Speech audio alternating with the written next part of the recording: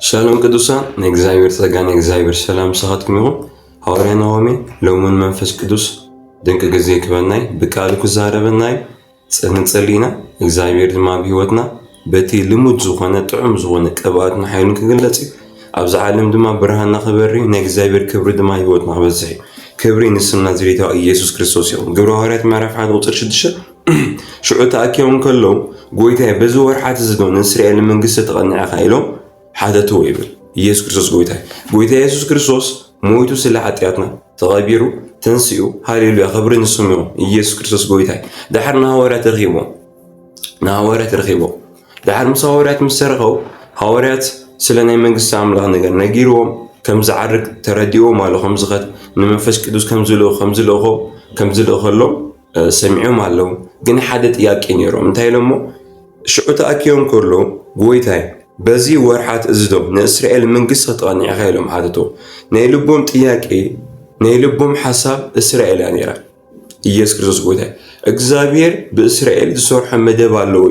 ኣብቲ ሰዓት ንሱ ግና እስራኤል ዘይኮነ እግዚአብሔር ቤተክርስቲያን ክምስርት ደልዩ ዘሎ ኣብ ናቶም ልቢ ግና ናይ እስራኤል መንግስቲ which is ኣብ ጭቆና ስለዝነበሩ ብሮማውያን ተገዚኦም ስለዘለው ናይ እስራኤል ኪንግደም ወይ ድማ ናይ እስራኤል መንግስቲ ግን ደልዮም ነይሮም ኢየሱስ ክርስቶስ ጎይታ እስራኤላውያን ነዚ ወንጌል እዚ በቲ ሰዓት ንሱ ሪጀክት ስለዝገበሩ እምበር ነዚ ወንጌል እዚ ናቶም መፀ ንሳቶም ኣይተቐበልዎ ነቶም ዝተቐበልዎ ግና ብስሙ ዝኣምኑ ውሉድ ኣምላክ ክኾኑ መሰሎም ዮሃንስ 1:12 ማለት እዩ ስለዚ ተቐበልዎ እምበር ተዝቐበልዎ ነይሮም ዝበለፀ ነገር ምኾነ حواري باولوس زارو كله أتزي مقبالهم إلى أفترومي مثلاً أتزي مقبالهم سنا عنا خمسة خوكنا وانجيلنا وانا خمسة أسي مقبالهم داخل دينا سنة مغنيل سلازي كافتي حسيو مزولونا إسرائيل كينجدن بلاي مغنى وانجيل أبريشيت تزغور وانجيل تزغبولو بتسيزن نصو مالت يسوع قوتها قلت إياك يوم زلو أتر فيزيكالي زغنى إسرائيل قوتها شبوت زغنى ኢየሱስ ክርስቶስ ጎይታ ሽዑ ንሱኻ ኣቦ ብስልጣን ዝመደውን ዘመኑ ግዚኡን ክትፈልጡ ናታትኩም ኣይኮነን ኢሎም ኢየሱስ ክርስቶስ ጎይታ እዚ ናታትኩም ኣይኮነን ኢሎም ንሃዋርያት ናታትና እውን ኣይኮነን ሓደ ግዜ ኣብ ሚድያ ተሪኢኹም በዛ ዕለት እዚኣ በዛ ሰዓት እዚኣ ጎይታ ኢየሱስ ክመጽእ ይባል በቃ በዛ ወርሕ እዚኣ ገሊኦም ታሪክ ናምፁ ገለ ናምፁ ከም ዝበሃል የለን ናይ እግዚአብሔር ቃል ናይ ጎይታ ኢየሱስ ምጽኣት ሰዓቱ ሆነ መደቡ ሆነ ከምዚን ፎቶ ነገርና እዚ ጎይታ ንጉስ ኮን ዝግለጽ ዘሎ ናይ ክርስቶስ ኪንግደም ዝዛረው ዘሎ ደስ ምስ ናይ ጎይታ ምጽአቱ ክንገልጾ ስለንኽእል ኢየሱስ ክርስቶስ ጎይታ ስለዚ በሰዓት በግዜ ዝግለጽ ነገር አይኮን በቃ ከም ሰራይ ናይ እግዚአብሔር ቃል ከም ሰራይ ዝብል ሃሌሉያ ታይ ማለት እዩ ሰራይ ከመጽኸሎ መጽ ይብለካ ታይዳ ጎይታ ከም ዝመጽእ ሎም ማዓንተ ከመጽእ ይኽእል ባይዞ መጠረሻ ዘመኑ ኩሉ ትንቢታት ለተፈጸሙ ለተፈጸመ ትንቢት የለም ጎይታ ኢየሱስ ነው ከመጽእ ዝኽልክሎ ምንም ነገር የለም ስለዚህ we have to be ready ዝግጁ እንኳን ይገባናል ሎማዓንተ ጎይታ መጽእ ይኽእል ሎማዓንተ ኢየሱስ ከመጽእ ይኽእል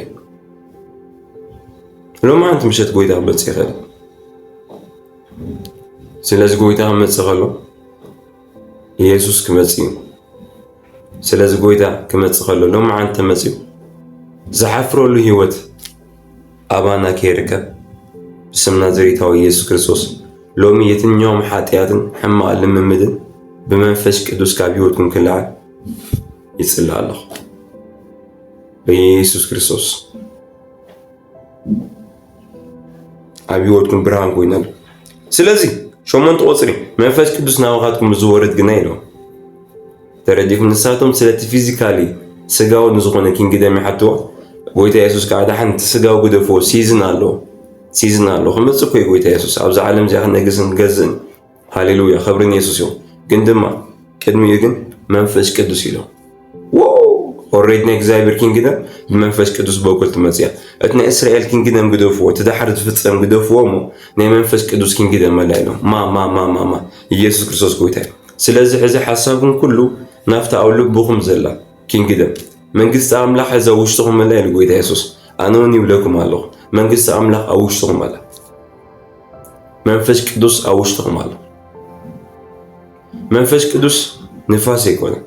በንፋስ ይግለጽ መንፈስ ቅዱስ ሓዊ ይኮነ ብሓዊ ግን ይግለጽ መንፈስ ቅዱስ ዘውድቐካ ይኾነ ግን መንፈስ ቅዱስ ብኽብሩ ክግለጽ ከሎ ክትንክፈካ ከሎ ክትወድቕ ትኽእል ኢኻ መንፈስ ቅዱስ ኢሞሽናል ዝገብረካ ነገር አይኮን መንፈስ ቅዱስ ግን ክትንክፈካ ከሎ ኢሞሽናል ትኾን ትኽእል ኢኻ መንፈስ ቅዱስ ሕልምና ራእይ አይኮን መንፈስ ቅዱስ ክዛረበካ ከሎ ግና ሩማ ሁርባ አልብራ ክሎፖ ፊፋ ሎቶ ሽያና ማህዲን በሕልምና ብራእይ ክዛረበካ ይኽእል መንፈስ ቅዱስ ልሳን አይኮን ግን መንፈስ ቅዱስ ብልሳን ንዓኸ የመልእካሙ ብዝበለጸ ጸሎት ከም ፈቃድ አምላክ ገይሩ ስለ ህይወትካን ስለ ብዙሓት ከቃትትን ከማል እንጅምር ማለት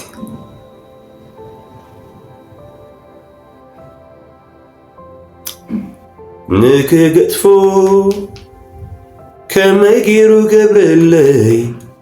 ኢየሱስ ቶ ይግድፍ ንኽሓድጎ ከመይ ገይሩ ገብረለይ ኢየሱስ ዶ ይሕድግ ኣብ ግዜ ፀበባይ ዘናገፋ ነፍሰይ ርያቶ የዓይነይ ክወፅእ ከቅድመይ ሎሚ ናብ ናይ መንፈስ ቅዱስ ሕብረት ይስዕበኩም ኣለኹ ንኣምላክ ቅረቦ ክቐርበኩም እዩ ንኣምላክ ተይግበሮ ቅረብዎ ልክዕ ናዚ ቪድዮ እዚ ከም ዝቐርብ ዘለኹ ዘሴምኮም እሲ ንኣምላኽ ቅረብዎ ኢሉ ቀረበኩ እግዚአብሔር ካብ ስንፋስና ዝቐርብ እዩ መንፈስ ቅዱስ ዋ እንቀርቦ ከለና ግን ቀረባ ምዃን ክርድአና ይጀምር ማለት እዩ በርሱ ሪሕቕና ዘይፈልጥ መንፈስ ቅዱስ ክንቀርቦ ከለና ግና ከም ዝቐረበና ክርድአና ሴንስ ንገብር ስፒሪቹዋል ሴንሲቲቪቲና መንፈሳዊ ንቕሓትና ሻማራ ማራ አክቲቭ ክኾን ይጀምር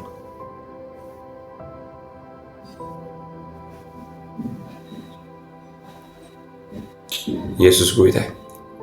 ሎሚ ናብ ናይ መንፈስ ቅዱስ ሕብረት ይስሕበኩም ኣለኹ ይዕድመኩም ኣለኹ መንፈስ ቅዱስ ኣባና ኣሎ መንፈስ ቅዱስ ሰማይ ዝፈጠረ መንፈስ ቅዱስ ምድሪ ዝፈጠረ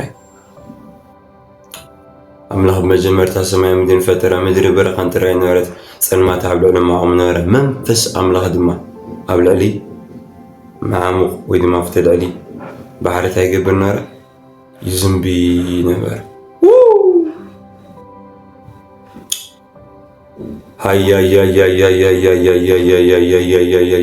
እንታይ ይገብር ነበረ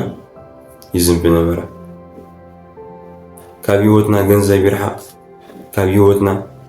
ወላ ኢቭን ንባዕል ክዳን ይርሓቅ ካብ ህይወትና ገዛ ንባዕል ይርሓቅ መንፈስ ቅዱስ ግና ብምሉእ ምልኣቶ ህይወትና ይገለጽ ሽዑ ትሪእዎ ገንዘብ ክመጽእ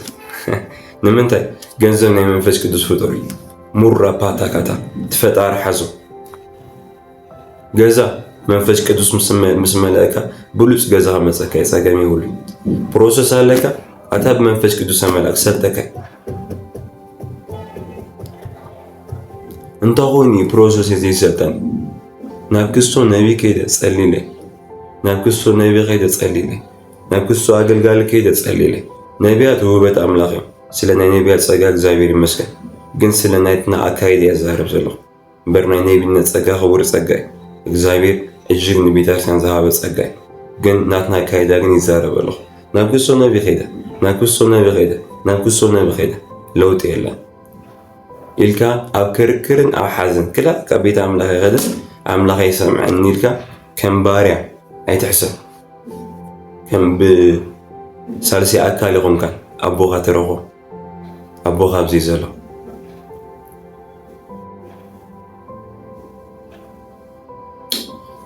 ኣቦኻ ኣብዚ ዘሎ ቅድም መንግስቲ ኣምላኽን ጽድቁን ድለዩ ኩሉ ተሃገበረኩም ክስዕበኩም እንታይ ትዝብላዕ ትዝስተ ትዝኽደን ትዝውሃብ ትዝንበር የትኛውም ሀገር የትኛውም ቦታ ንምንታይ ዓለም ብምልእታ ናተ ዓለም ብምልእታ ናይ መን እግዚአብሔር ኣምላኽ ናይ ኣቦይ ሞ ናይ ኣቦይ ዘበለኸ ናይ ኣቦይ ዘበለ ብቻ ይኾነ نكرسوس موارد سيرس نعمل خورس سير عندهم يكفت نعمل خورس نعم نعمل تاجرنا ورثنا أملا صناتي أملا صناتو أي يسوع قوي تاعي إذا خدنا عند ناتي يكون قدي فيك غادي دك أملا إذا سجازنا عن ناتي يكون قدي فيك غادي زي لو زي حلف بزي حلف كي يتغير بتحدش نيتن سياسة مالتي انت هيدا كاجو تنزل العالم زي الوقت يسوع يسوع يسوع يسوع يسوع يسوع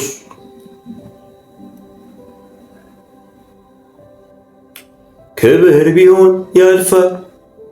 زنا بيهون يالفا ماغنيت بيهون يالفا ماتات بيهون كبر بيهون يالفا زنا بيهون يالفا ماغنيت بيهون ماتات بيهون يوم ما يالفا عندنا قري بسماي بي تتصفولن سمي كذي بلا لأزينو دا يسوع قويداي زي حلف نجرجم شميت تصحفي أما صحفيوت حدا معك مسيوم سي مصحفيوت مال أنا يسوع قويداي I believe مصحفكم زول يفلتي عندك مصحفيوتي لغير الداخل اللي باملخي اللي زي حسب I know مصحف اللي زبوك أوف لايف اللي ግን እግዚአብሔር ትመጽሐፍ ተጽሐፎም ዝብለናሲ ኢየሱስ ክርስቶስ ጎይታይ ከረደና ዘሌስ ኣብ ልቦም ተጽሐፍና ከረደና ስለደለይ እግዚአብሔር ኮ ይፍቅረና አቦ ይፍቅረና ኢየሱስ ጎይታይ እግዚአብሔር ይወደና እግዚአብሔር ያፈቅረና ለዚህ ነው የኔ ደስታ ጩኸቴ ይፍቅረና እግዚአብሔር ይፍቅረና ይፈልጥ ንሱ ከመጌሩ ከም ዝባርኸኒ ነቲ ሓደ ወድኳ ዘይበቐለይ ከመይዳ ሕጂ ደው ዘይብል ስለይ ስለዚ ድማይ ልዕል ዘብሎ ኢሎም ዘመርቲ ይፈልጥ كما يجيرهم زبارقنا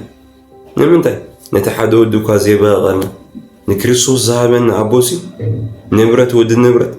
حاسين الألمنيوم كخلكلنا نفر ورقات كخلكلنا جنزم مالتي نفر أمريكا ويسفل عليه بوتا فقادين تقوين سكزاير كخلكلنا نفر انت هيدا أمو نجارات يزدون جاي مثل أتا نجارات كايدون جاي نسخة أنا عاملها مغراك كايدون جاي أنت تسألني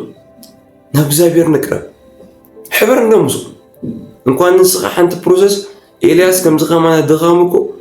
ጸሎት ጻድቕ ብግብራ ብዙሕ ስለተስልጥ ንሰለስተ ዓመት ሰማይ ዓጽይዎ ኮይ ቱምራ ኣታሱ ነቢይ ካብ ነቢይ ውልድነት ይዓቢ ነቢይ ማለት ኮ ባርያ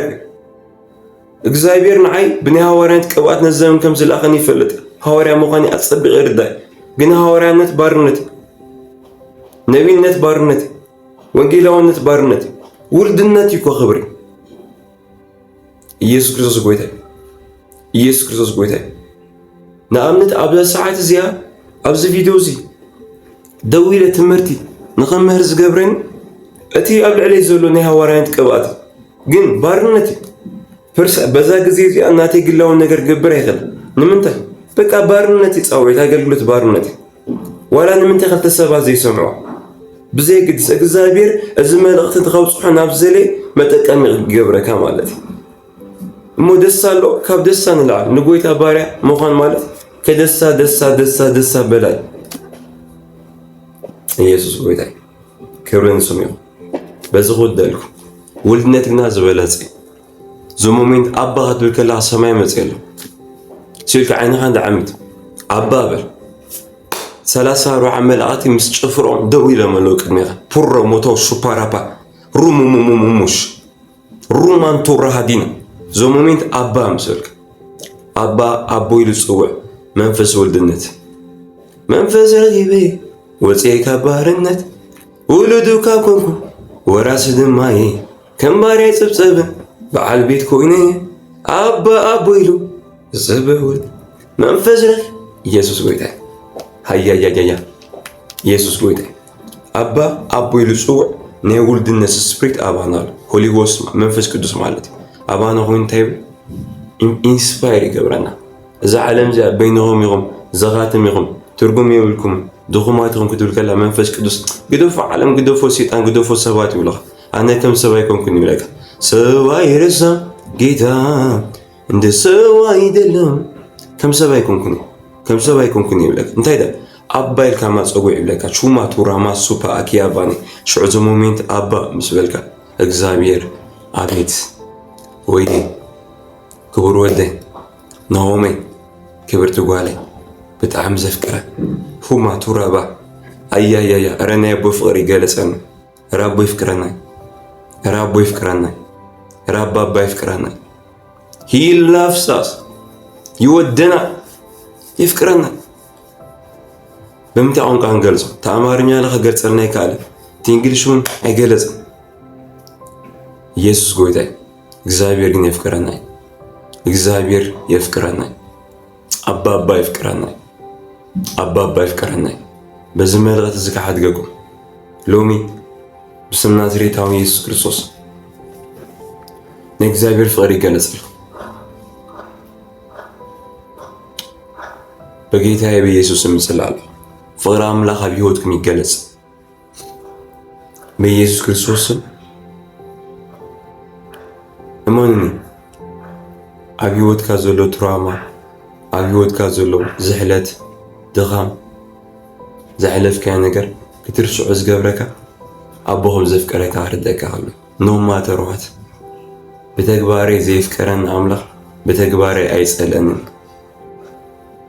ታይዳ ንምንታይ ዳ ተግባርና ጽድቂ ኾን ዝግብኦ ናይ ፍቕርና ምላሽ ተግባርና ምላሽ ንሱ ሓቂ ይፍቀረኩም ኢሉ ንሓደ ወዳ መስቀል ኣሕሊፉ ይህብኒ መንፈሱ ድማ ኣብኣትዎ ኣነ ድማ ብፅቡቕ ተግባር ይነበር ንምንታይ ኣይ ላቭ ዩ ባክ ማለት ኣይ ላቭ ዩ ቱ ማለት እኔማ ፍቅርሃለሁ ኣነ እውን ይፈትወካ ማለት ካልእ ኣይኮነን ምስ እግዚኣብሔር ምንባር ጥዑም ጥዑም ምስ እግዚአብሔር ምንባር ደቂ ኣምላኽ ምስ እግዚአብሔር ምንባር ጥዑም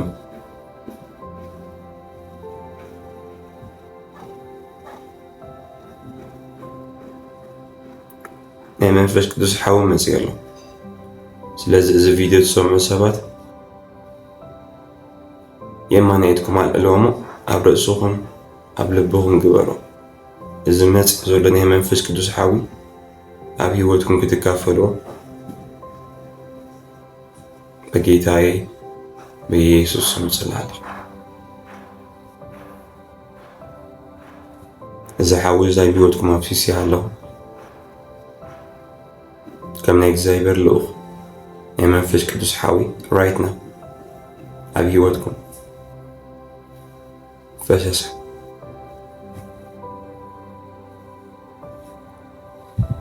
ፈሰሰ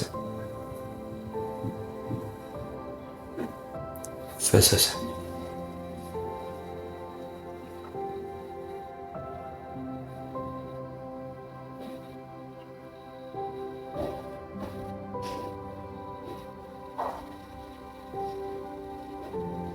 ኢየሱስ ክርስቶስ ጎይታ ኢየሱስ ክርስቶስ ግሩም ኢየሱስ ክርስቶስ ድንቂ ኢየሱስ ክርስቶስ ዓብይ ተሰማሚዕናሎ ሰረገላ ኢየሱስ ሰረገላ ኢየሱስ ከምካሕ ተኾነ በኣኸይ ዝምካሕ ናይ ርሰይ ዝኾነ የብለይን ኣነ የብለይን ኣነ የብለይን ኣነ ጸጋ ካባኻ ሓይሊ ካባኻ ካብ እግዚአብሔር ኣቦ ገንዘብ ካባኻ